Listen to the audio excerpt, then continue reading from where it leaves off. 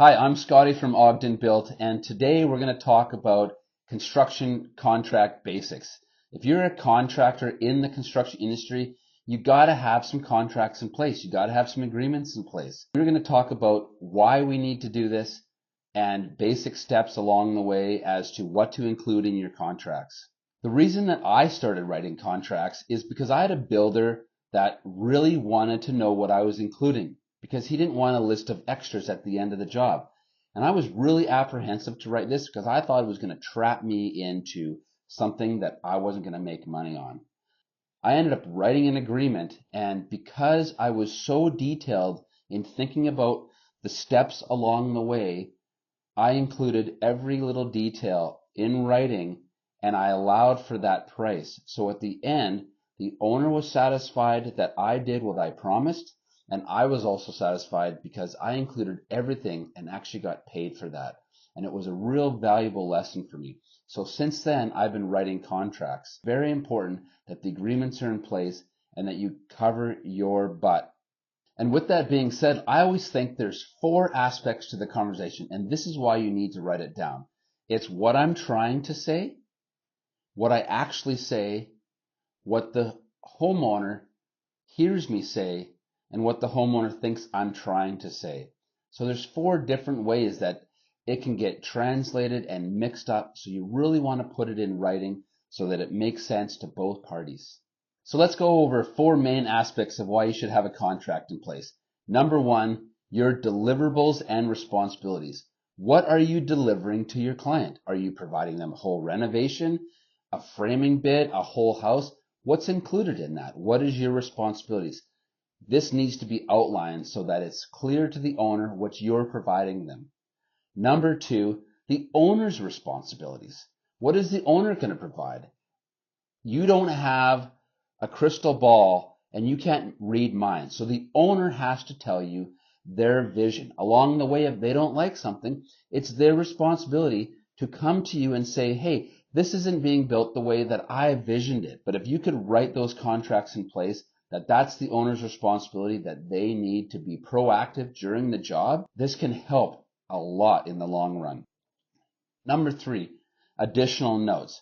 So I always tell my owners, if you want something to be saved, let's say we're doing a renovation and we're going to be tearing down this wall, but you want that plant, or you want this fridge or some appliance, write the word saved on it, because you telling me you want to save that, and then I have to tell my project manager, and then my project manager has to tell the site super, and the site super has to tell the staff.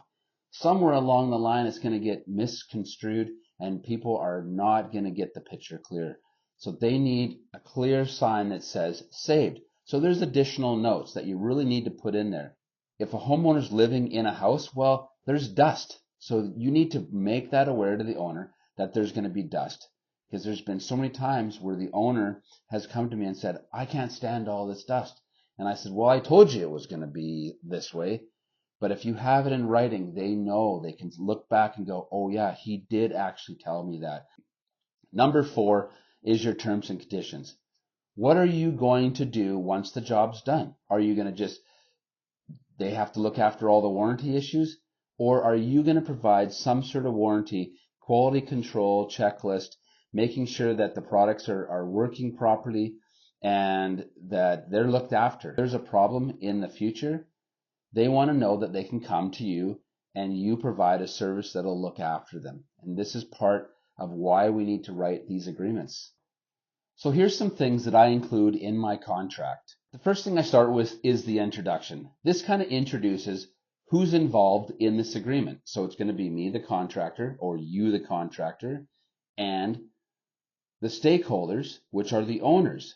So if there's more than one owner, you want to include, let's say, a husband and a wife, or a partnership, or maybe there's only one person, but everybody that's part of the stakeholder needs to be written in this agreement. Anyone that's going to be making decisions needs to be written in this. You also want to include what the client has requested you to do, such as the client has requested me to renovate this building, or the client has requested that I build them a house on this particular land. And you always want to include at minimum the address of the job that you're going to be working on. So it's clear that You're not doing a renovation on a different job site. If this ever went to court or you wanted to have a dispute, it's written on the agreement. It's clearly that this is where the job is.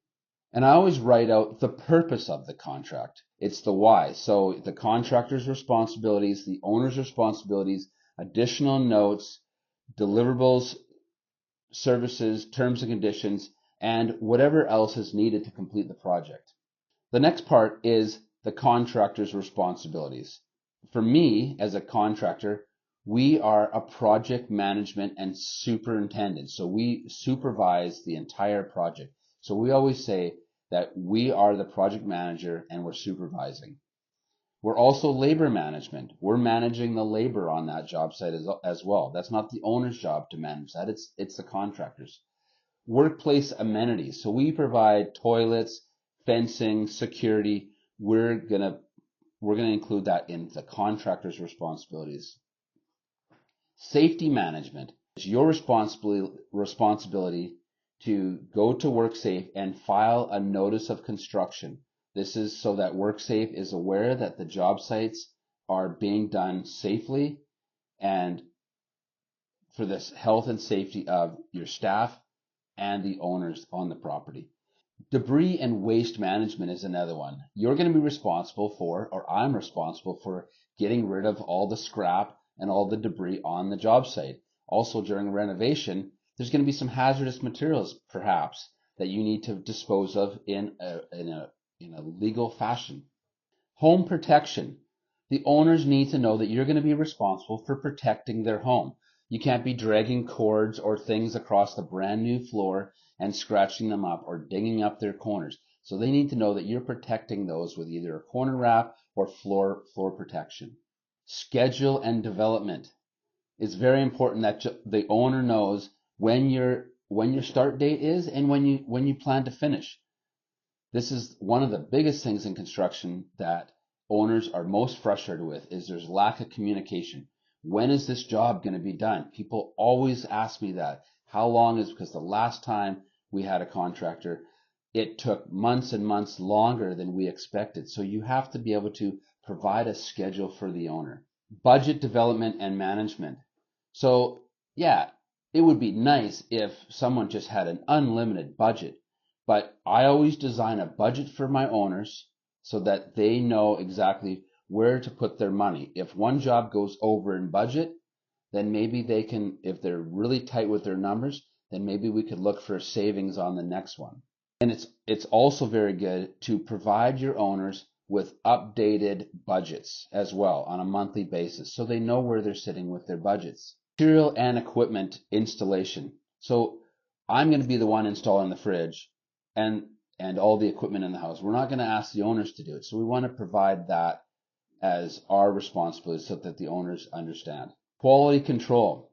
It's our job. It's the contractor's job to look at the quality. It's not the owner's job to point out the flaws. It's our job to point out the flaws. It's best to get to that before the owner even sees it so that they know that you're being proactive in the quality control. Permits and licensing. So you are responsible for providing the city with your business license, as well as all the business licenses for all the subcontractors working on that site. It's not the owner's job to do that, it's yours. It's also your job to apply for the permits, receive the permits, meet the inspectors, book the inspections, and take responsibility for all the legal stuff that's being done with the city or community. Communication and reporting. It's your responsibility to communicate with the owner if there's delays, if the price goes over budget, if you're expecting something at a different day. This communication really needs to be open. Communication is one of the number one keys in being a contractor and having good relationships with your owners. Issue resolution. If there is a problem, if your owners say, hey, I did not expect this, what do I need to do? It's your responsibility to resolve that issue professionally and in a very good tone manner. And project closeout. When you hand over those keys to the owner or you hand over the job and say, we're done here, you need to provide them with all the warranty issues for every product that you put in there, as well as, I mean, I like to include photographs and all the contracts, all the trades that were on site there, so that they have this closeout process. So moving on to the owner's responsibilities. So the owner is responsible for paying you in a timely fashion. And if you're an owner and you're listening to this and you want to know, well, how many days do I have to pay that contractor? Pay the contractor right away. Don't wait 30 days. Don't wait 90 days. Pay them right away. They're paying their trades out of their pocket or a deposit, and they want to know that the relationship is built on trust. So if they send you an invoice, write them a check. There's no difference for writing it today as it would be in 2 weeks. So write it today.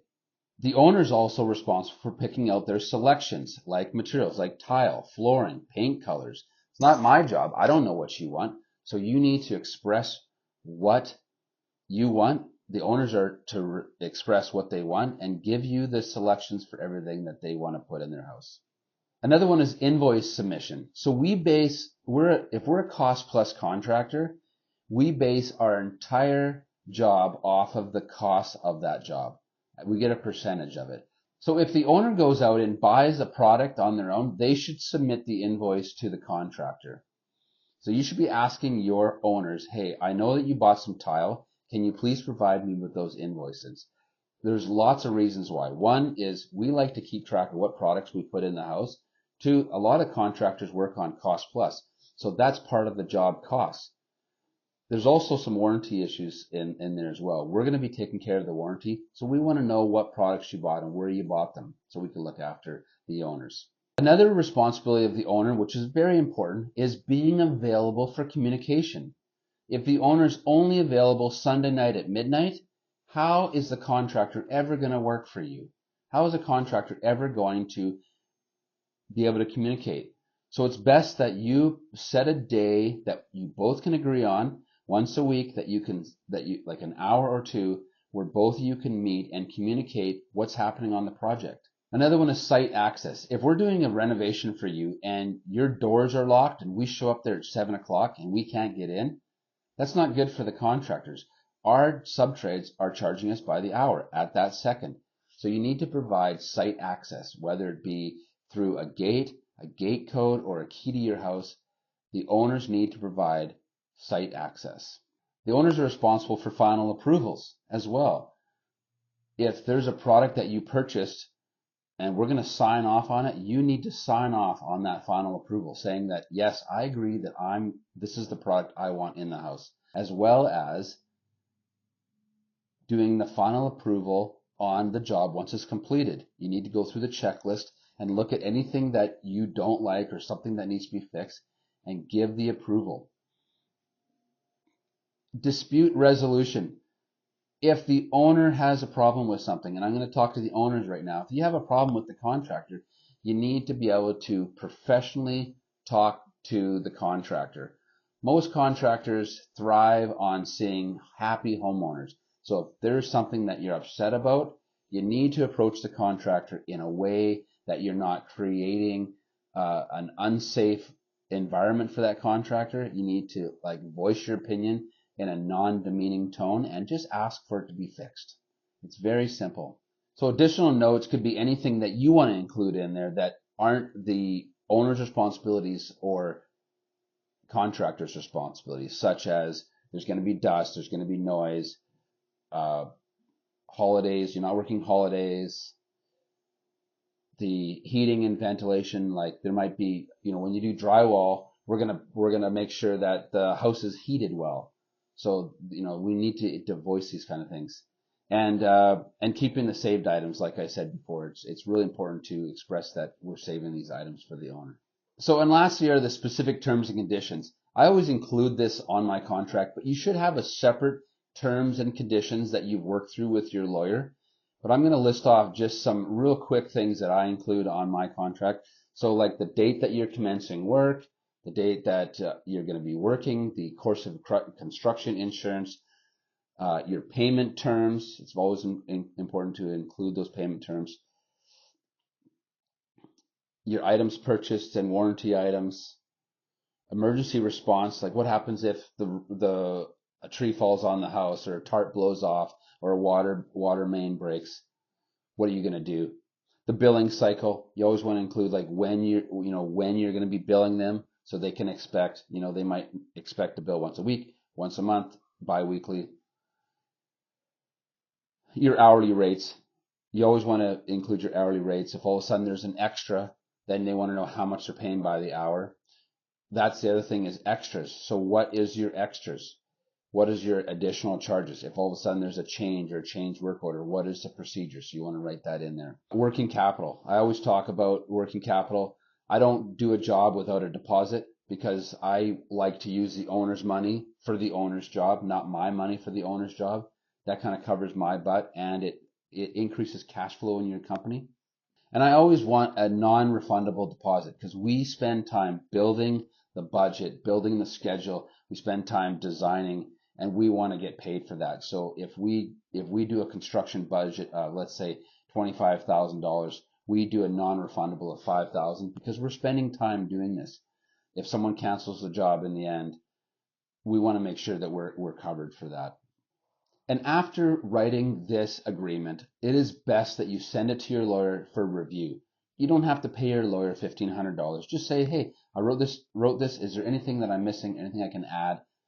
And it would be great just to get your lawyer to look it over and tell you what needs to be added or changed. I want to thank you very much for listening to this. I hope this is super helpful. And if you've got any questions, feel free to reach out to me and give me a like or a thumbs up on one of our channels, and let us know how we're doing. Let us know what you think, and we'll see you next time.